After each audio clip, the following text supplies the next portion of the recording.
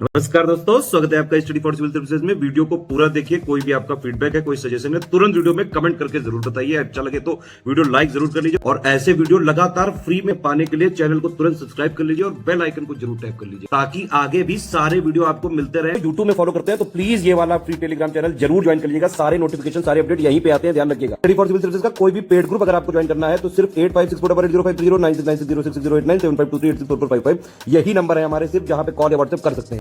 Instagram पे हमारा page जरूर फॉलो कर लीजिएगा, study4civil.services है। ट्विटर पे हमको जरूर फॉलो कर लीजिएगा, @study4civil। टाइगर सेंसस 2022 के आंकड़े हम लोग देख लेते हैं। टाइगर सेंसस 2022 के आंकड़े अप्रैल मंथ 2023 में पीएम मोदी जी ने रिलीज किए थे और इससे संबंधित जो आपके एग्जाम में तथ्य पूछे जा सकते हैं उनको डिस्कस कर लेते हैं। यूपीपीएससी प्रीलिम्स 2020 का ये पेपर है, इसमें पूछा था टाइगर सेंसस 2018 के जो आंकड़े जुलाई 2020 में रिलीज हुए थे, उसमें बताना था कि भारत में विश्व की कुल बाघ आबादी का 70% हिस्सा है और भारत के लगभग 30% बाघ जो है बाघ अभयारण्यों के बाहर रहते हैं। ये दोनों स्टेटमेंट आपके सही माने गए थे फाइनल आंसर की में और मॉडिफाइड आंसर की में भी।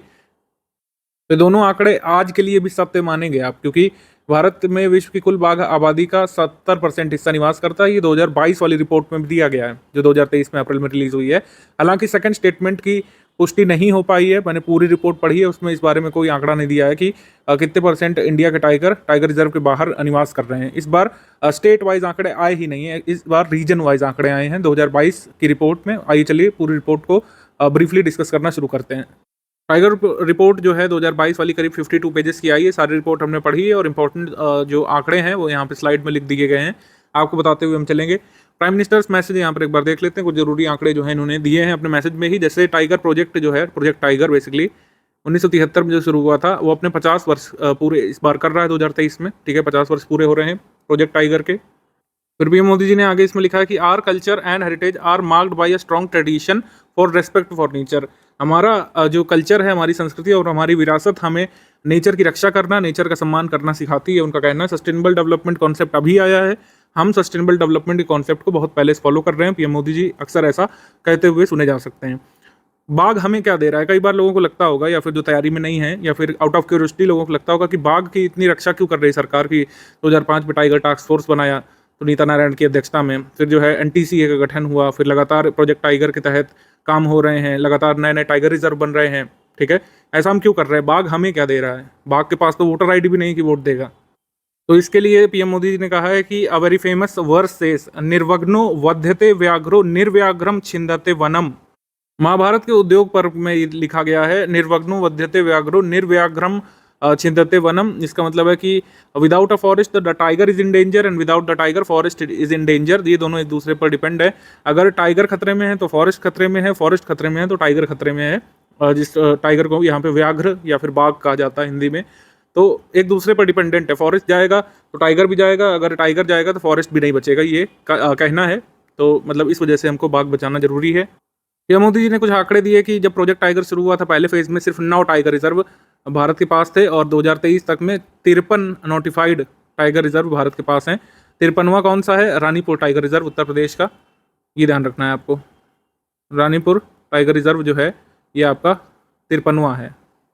फिर भी मोदी जी ने एक और यहाँ पर बात बताई है कि ये प्राउड मोमेंट है इंडिया के लिए कि इंडिया ने लगातार जो टाइगर कंजर्वेशन पर जो तेज़ी दिखाई है उसके फलस्वरूप हमको केवल 8 साल लगे 2010 से लेकर 2018 के बीच टाइगर पॉपुलेशन को दोगुना करने के लिए, जबकि जो इंटरनेशनली डिफाइंड टारगेट था वो 2022 का था। भारत ने मात्र 8 वर्षों में 2010 से 2018 की अवधि के बीच टाइगर पॉपुलेशन को डबल कर लिया है। टाइगर पॉपुलेशन को डबल भारत ने कब किया है, 2010 से 2018 के बीच।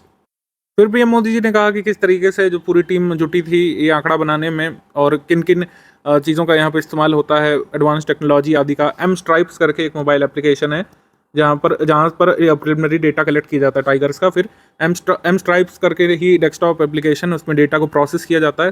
3 या 4 स्टेज की प्रक्रिया होती है, बहुत ज़्यादा इसमें नहीं जाएंगे। M Stripes mobile Android application का इस्तेमाल होता है टाइगर सेंसस में, जो मतलब लोग जुटते हैं टाइगर की फ़ोटो वगैरह लेने में, एम स्ट्राइप्स नामक एप्लीकेशन का इस्तेमाल होता है।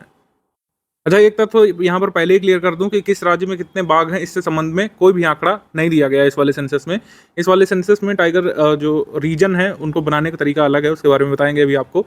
2018 तक के आंकड़े उपलब्ध जो हैं उसी के अनुसार टाइगर वगैरह आप जो अगर संख्या से एसोसिएटेड क्वेश्चन आ जाए तो उसको सॉल्व करेंगे। सर्वाधिक बाघों की संख्या वाले राज्य मध्य प्रदेश 526, कर्नाटक 524, उत्तराखंड 442, टॉप 3 ये ध्यान रखिएगा। और ये 2018 तक के ये आंकड़े हैं, क्योंकि 2022 की रिपोर्ट में राज्यवार बाघों की संख्या के आंकड़े नहीं रिलीज किए गए हैं। इस बार जो आंकड़ा नया बताया गया वो ये है कि 53 बाघ रिजर्व भारत के भूमि क्षेत्र का 2.3% भाग सृजित करते हैं। ये जरूरी है।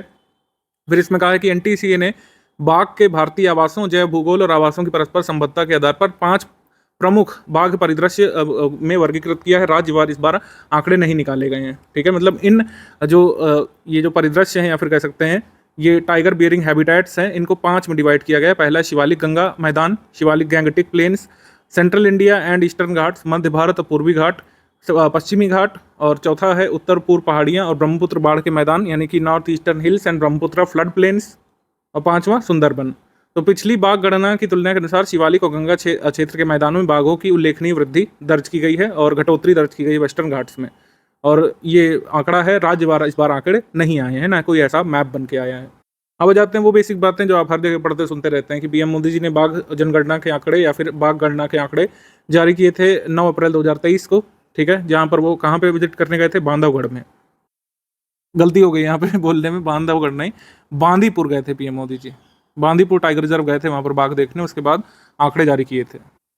तो रिपोर्ट में बताया गया है कि बाघों की संख्या भारत में अब कितनी हो गई है? 3167 हो गई है। तो भारत में 3000 प्लस बाघ हो गए हैं। 2018 में ये संख्या जो थी वो 2967 थी। ठीक है, आप देखेंगे पिछले 4 सालों की तुलना में बहुत उल्लेखनीय वृद्धि नहीं दर्ज की गई है। पिछले 4 सालों में बाघों की संख्या में 6.7% की वृद्धि दर्ज की गई है, 6.7%।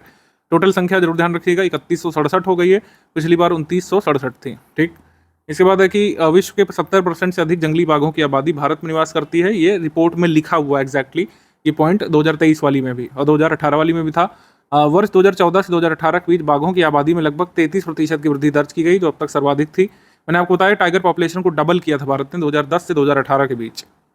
सबसे बड़ा टाइगर रिजर्व क्षेत्रवार नागार्जुन श्रीशैलम टाइगर रिजर्व है आंध्र प्रदेश का। सबसे छोटा टाइगर रिजर्व क्षेत्रवार ओरंग टाइगर रिजर्व है।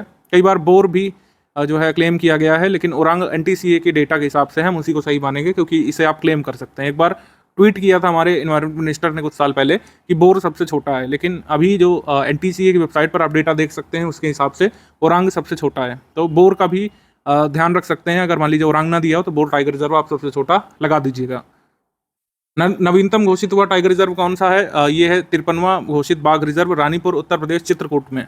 ठीक है, प्रोजेक्ट टाइगर के 50 साल पूरे होने के उपलक्ष्य में कर्नाटक में आयोजित एक मेगा अंतर्राष्ट्रीय कार्यक्रम में प्रधानमंत्री जी ने टाइगर, शेर, जैगुआर और लिपॉर्ड आदि के लिए जो 7 बिग कैट प्रजाति होती हैं उनके संरक्षण के लिए अंतर्राष्ट्रीय बिग कैट अलायंस का शुभारंभ भी किया। तो ये ध्यान रखिएगा कि अंतर्राष्ट्रीय बिग कैट अलायंस का शुभारंभ पीएम मोदी जी ने कहाँ से किया था? कर्नाटक से।